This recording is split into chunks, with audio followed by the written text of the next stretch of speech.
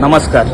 पर सार्वजनिक उत्सव मंडप पश्चिम विभाग परळचा महाराजा परळ मार्केट यंदाचं मंडळाचं 81वं वर्ष आहे. गेली 10 वर्ष आपल्या मंडळाद्वारे दर्शनास येणाऱ्या भाविकांकरिता महाप्रसादाचे आयोजन केले जाते.